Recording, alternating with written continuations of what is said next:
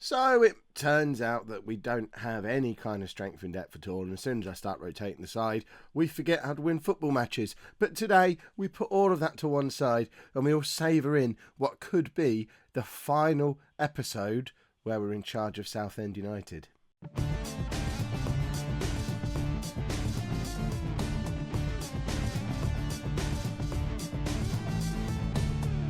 Hello and welcome to Season 6, Part 9 of Non-League to Legend. I'm Kev, and coming up on today's episode we have our final two games of the season. We're at home against Forest, away against Burnley. Since you were last with me, we haven't won a football match. We've barely scored any goals, actually.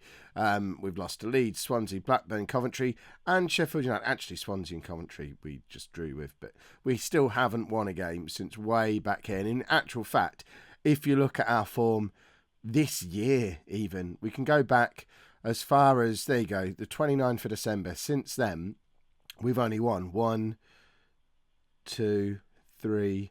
we've won 5 games out of, 25 games? We are well and truly in relegation form. We were saved by this excellent run of form that we had earlier in the season when we were challenging at the top of the league. We're certainly not challenging there anymore. We're going to need a massive rethink and overhaul of the squad if we're going to stay with Southend. But I'd like to think we won't be staying with Southend. I'm keeping my eye out for jobs. I've already applied for 2 and been turned away. If we just go to the job centre. Hull I applied for in the Premier League. They didn't want me. Watford I'm particularly upset about because they're 8th in the Championship. You would think that would be the kind of club we could just walk into. But no, they haven't even shortlisted me, so no interview. So finding a new job might be a little bit more difficult than anticipated, which is weird considering how good the last few seasons have been. But we're not going to restrict ourselves just to the UK.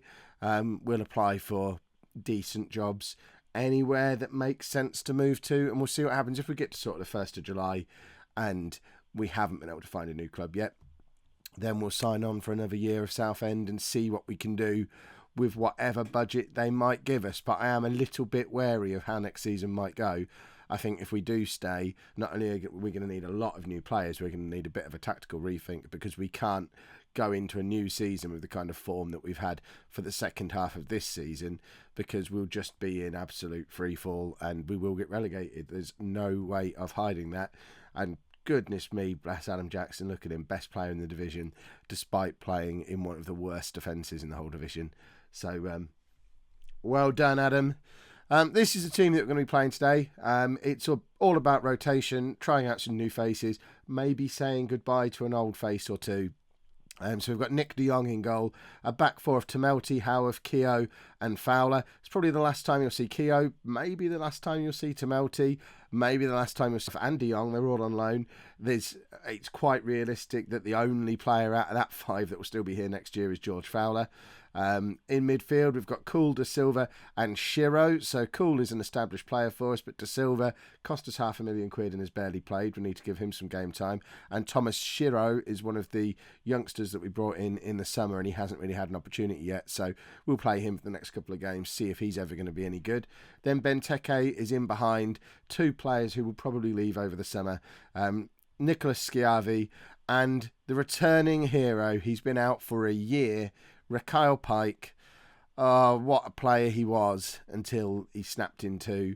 We're not going to renew his contract, I don't think. He obviously had a cracking season for us when he was on loan down in League 2. A perfectly adequate season for us in League 1. Making the step up combined with a number of injuries have just meant he hasn't developed the way we hoped he would. I don't think we're going to keep him around. But you never know. He might impress in these last couple of games and give me reason to give him maybe another year's contract as long as he doesn't want too much money. So it's going to be emotional. We're going to be saying goodbye to some of the heroes and Keogh. This is the lad that we signed from Boston in the summer. He went back there on loan, but then came back to us again at Christmas because they only wanted him for 6 months apparently, which is a bit weird. But he's a winger and he's very good and has lots of potential. So with him there as potentially able to play as a winger, we have a couple of other players who can also play as a winger. We may, in the last game of the season, try a 4-2-3-1 and just see if that might be something that's worth experimenting with further. It's basically the other formation that I like to play with if I can't get a 4-3-1-2 to work, and at the moment we don't seem to be able to get it to work. Although Schiavi's just put us 1-0 up after 15 minutes. Got so excited about that goal that I had a coughing fit.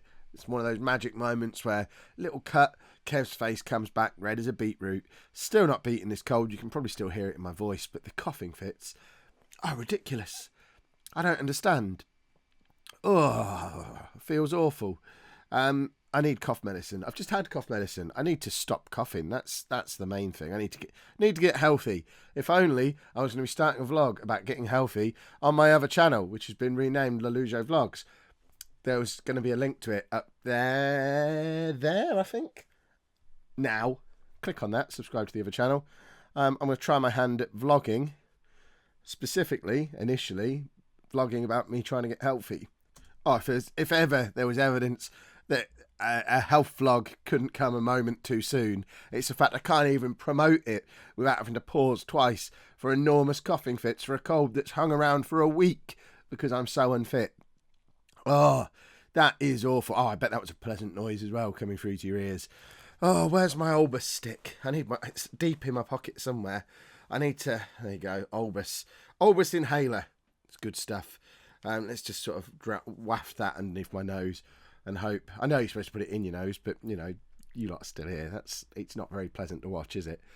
Raquel Pike's in, finds Schiavi, and their goalkeeper is just called Si. Just the two letters. That's a new one. Does he exist in real life? He probably does. I'm going to start coughing again in a minute. This is ridiculous. It wasn't this bad when I felt ill earlier in the week. Pike finds Schiavi again. We're actually attacking with some purpose today with these two back in the team. Raquel Pike is in again, and he's looked lively in a competitive championship game. It might not all be over for Raquel Pike because bearing in mind he's not started a game for over a year. This is a promising little performance from him. We might even play him in the next game just to have another little look at him and see if he can convince me to keep him around. He's rethinking my plan about doing a 4-2-3-1 because I think I might want to have another look at Raquel Pike. But he'll probably get injured in the cool down after this game or something. If he makes it through to the end of 90 minutes, that'll be quite a feat because it's not just been the cruciate ligament. He's had a couple of other little niggling injuries since he's recovered from that, and he's just not been able to get fit at any point. But he's in here. Can he score? He can't. It's forced around the post. But again, he's getting himself into a good position. We've got our third clear-cut chance of the game. And for the first time in a long, long time, we're actually controlling a football match and looking good. And a lot of it is coming through Raquel Pike and Shiro, the youngster who's playing in midfield. He seems to be involved in everything going forward. I think we might have found a potential new star, and Pike might have done just enough to convince me to, at the very least, open negotiations with him and check that he doesn't want too much money. We've shown him a lot of loyalty keeping him around for a year when he was injured. He needs to show us the same loyalty by saying, you know what, boss, we'll call it a backup contract and you can halve my wages. I just want a chance to prove that I can still do a job for you at Southend. We'll just do a year on half the wages, please. But knowing how Football Manager works, that's probably not going to be what he asks for. And Forest have equalised, and Nick de Jong, he's not doing himself any favours to stick around for next year, is he? I don't know what it is about him. He's not as good as Miguel. I don't know why I keep trying him. I know we're not going to be keeping him. Benteke forces a save out of those keepers. Should have done better without really those keeper. Is that what people say now? Apparently it is. How are we doing? Really, we're in danger of being mugged here. We've had 4 clear-cut chances now. Way more shots than that. According to the stats, Pike's had an awful game, which isn't... I might just be watching him through rose-tinted spectacles. We're going to take him off because we want to have a look at Priso again. But that's a bit of a shame. Richard Keogh, there you go. We've seen him for the last time. Shall we bring on Seamus Keneally and say goodbye to him? Because we haven't seen him all season long. He was a bit old and past it towards the end of last year, and he's definitely going to be on his way in the summer. But we'll give him 20 minutes at right back so you can all say goodbye to him. Another one who's been a massively important player for us over the last couple of years. He's another one who we are going to try and get on the shirt. So, you know, we've got to give him a proper goodbye and thank him for everything he's done for the club. And now to finish off, I quite like the idea of getting this lad on. Who can he come on for? He can only really come on up front. Well, let's do that then. Oh, goodness me. Can he do anything up front? What does he actually want to do? That's the best he can do. So we'll play in there. I mean, he is a winger, really, but we're not going to switch the whole system around to try out a youngster. And if I'd have seen Benteke get injured before, we'd have taken him off now. But as it is, he's going to have to play on with blood pouring from his head for the last couple of minutes. It's not stopped him having another clear-cut opportunity, which again he's wasted. I think 3 of those have fallen to Jonathan Benteke now. And we really should have won this match. We've had 5 clear-cut chances to Forest 1.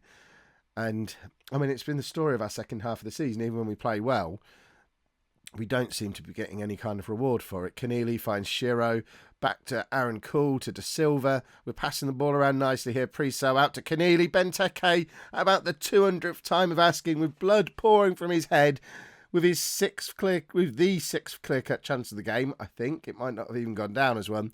Jonathan Benteke has finally grabbed a goal. Look, you can even see the bandage on his head. That's brilliant. Oh, I managed to survive scoring the goal this time, but seeing that bandage on his head just made another coughing fit come on. But that was brilliant. I'd never noticed him do that in the match engine before. That's absolutely superb. And we finally won a football match. We're back up to 10th place in the league. And with 1 game to go, can we even finish any higher? Are we guaranteed of a top half finish now? Because if we are, that's been an amazing season. Let's have a look. Yeah, we've got a much better goal difference than Hull. We're going to finish in the top half of the Championship. That is nuts. Let's go and play our last game of the season. So, final game of the season, and hopefully I'm going to make it through this one without any more coughing fits, but I think it does rely on us not scoring any goals. We're just going to carry on saying goodbye to people. I've decided not to mess with the formation, mainly because I want to give Raquel Pike one more chance to earn himself a new contract. But we have brought in a couple more of the players who we're going to be saying goodbye to. Anthony Wordsworth has been an absolute legend for us over the last 4 seasons. Realistically, he's played 10 games this year. He's not going to be around next year. Seamus Keneally comes into the side for a proper goodbye. It's his first start of the season, and bless him, he'll be off in the summer. And Yuka Letavara makes it onto the bench, despite still not making a single appearance for us. His contract's up at the end of the season. What a waste of money he was. Spent almost the whole season injured, and we've had to mess around with these 2 youngsters in goal. I mean, how different might our season have been if we'd have had a proper keeper all the way through? Whether that be Letavara staying fit or Ted Smith not throwing his toys out of the pram at the start of the season, or if we'd just been able to sign someone other than 2 untried kids, neither of which have really been good enough for us. But, you know, let's not worry about what might have been. Ultimately, top half in our first season up in the Championship has been a cracking season. Yes, form has been rubbish for the second half of the season and it's not looking good for next year. But hopefully that's going to be someone else's problem. Raquel Pike's in, finds Benteke, and Benteke scores an absolute screamer for his 15th goal of the season. That man, I mean, that he might be, and I know I've made some good signings over the last year on this channel. I'm not sure I've made a better signing than Jonathan Benteke. To bring him in when we were in the lower half of League 2 on loan, managed to get him on a free that summer, and for him to still be our star man in the Championship years later, what a signing. And he's just dragged the club up with him. He's been brilliant. Right, so we're 1-0 up away against Burnley. What we really want now is an Anthony Wordsworth free kick. That will bring a coughing fit on. There's one coming now anyway. Oh, didn't even manage to pause the game for that one. We lost about 5 minutes there. It's like we've leapt forward in time. Don't worry, I won't make a habit of editing videos properly. Schiavi's in! My voice disappeared again, but we're 2-0 up. Schiavi's got his 13th goal of the season. Almost certainly going to be his last goal for the club. He's been on the transfer list all season. He's officially like our 5th choice striker. But goodness me, does he score on occasion such as this when he feels the need to score. We've got Priso on the bench. I want to have a look at him in the second half, another look at him. Don't worry, Taylor Crossdale's not injured again. We know we're keeping him. We don't need to mess around with him at the end of the season. Jerome Sinclair, there's a few more question marks over, which is why he is still on the bench. Shiro's just scored an absolute beauty. I tell you what, I think we've got a player here. It's only his 3rd start for the club. He's way further forward than you'd expect him to be from the 3-man midfield. And that is an absolutely stunning finish.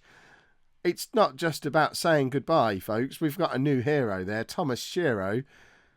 If we are still at Southend next year, expect to see more of him, because that was an absolute beauty. Right, who have we got? What are we doing?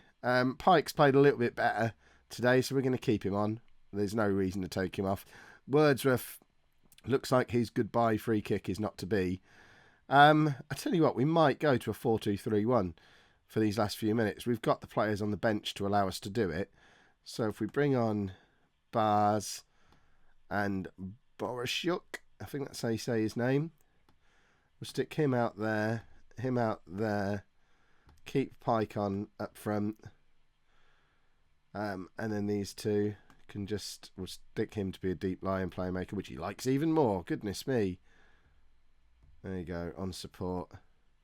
And we'll just take off the play narrow thing. There it is, that's what we want to take off.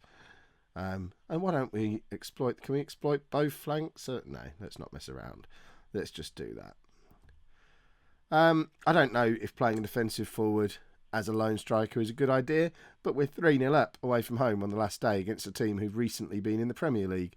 So we don't really care. We're just having a little play around now. This might be a tactic that we decide to use next year. We're unlikely to have Milan Bars here next year because Man United aren't going to let us have him again. They've moaned all year that I've not been playing him. Despite, on paper, he's probably one of the better players at the club. He just hasn't fit into our system all year. Although if we switch to a 4-2-3-1, then obviously there's space for him in the side. And perhaps should have done that at Christmas when we started losing games. But let's not forget it was the 4-3-1-2 that's got us 3-0 up in this game. Let's take De Silva off. In fact, we've not got any midfield players on the bench, so we can't take De Silva off. What we'll do is we'll take Raquel Pike off. We'll give him his standing ovation. He's probably not getting a new deal unless we can do something really cheap. What a servant he's been for Southend United. Thank you, Raquel Pike. I hope you find a good League 2 club who you can go and score 30 goals for next season, because you deserve it, and I hope your knee gets better. But there you go. We've got Mark Priso on up front now. So two of the promising youngsters on the pitch at the same time now. Wouldn't it be fun to see them combine for a fourth goal? Keneally finds Shiro to Borisiuk. I forgot he was on. That's three of the promising youngsters are on together.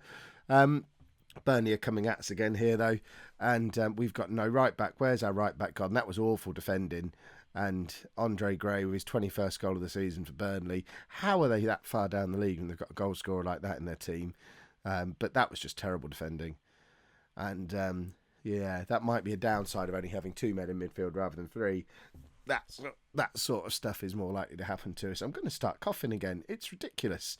I need a new throat. I can't even do an outro properly. Oh, it's not even time for the outro. I've got to talk about the squad yet.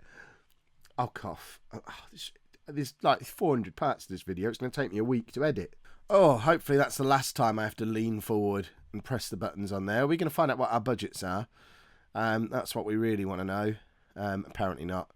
So that'll be a surprise for the next video. If we stick around at Southend, we'll have a quick look at how the squad has been this season. If we sort it by goals, as we normally do, first of all, this has been a bit of a problem for us this year. Finding someone to score the 30 goals that have done us so well in the two title-winning seasons. Sinclair is just top scorer, but all of those goals came in the first half of the season for him. Seriously went off the boil after Christmas. Pretty much as soon as Taylor Crossdale came back, Sinclair decided to stop playing. Taylor Crossdale did well to get 13 from 17 starts when he finally made it back into the side, and if he can get a proper pre-season in him next year, I expect him to be a very important player next year. Benteke, 15 goals from midfield, is ridiculous, and Schiavi, 13 goals and 10 assists from 11 starts. How old are you? He's only 27. He's supposed to be rubbish. He might come off the transfer list, you know, because that is a cracking season. I mean, play him every week. That could be our 25-goal-a-season striker, and the amount of assists he gets as well. How have I ignored him for so long? It's because I'm upset that I've got to go to Italy to get his autograph on the shirt. Other than those four, though, no one's really scoring serious goals. Colin McCurleen is worth noting. He's on loan at Plymouth at the moment. 7 goals from 13 appearances for them, so that's a decent return. Patrick Drury, we had very high hopes for. Another season of not scoring very many goals.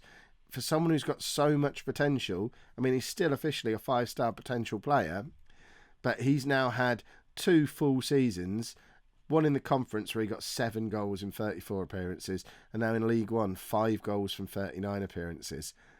That is not a Kev striker. We don't have players in the team with goal returns like that. I'd be disappointed if he was a winger in the team with that kind of goal return. So, he's played over 100 games in his career now and still not made it to 20 goals. I think we might be looking to sell him on if we stick around. Assists-wise, Schiavi tops the assists. Zellerlin, plenty of assists as well, as was Cool, Benteke, Sinclair. Armenakis did all right in his little run in the team that he had. And then, as usual, the fullbacks weighing in with their assists as well. And then if we look at the ratings, Shiro, there you go, 3 appearances, averaging a 7.4. We probably won't count him. We already know Adam Jackson's the best player in the Championship at 7.37. But there's Schiavi again. I'm officially taking him off the transfer list now. Hold on, here we go. It says there he's not on the transfer list. I don't understand. On the unwanted list. Let's take him off the unwanted list then. There you go. Because he is wanted.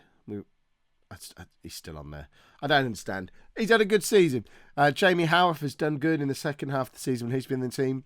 He's certainly one who's going to be worth trying to keep around next year, whether that's signing permanently or getting on loan for another season. He's obviously on loan from Cardiff in the league below us, so I don't know why they don't want him, but we'll certainly take him off their hands. And then Benteke, Zellerlin, Sinclair, Cool, all the usual suspects doing fairly well. This is a bit of a worry. The finances, we're now £1 million in debt.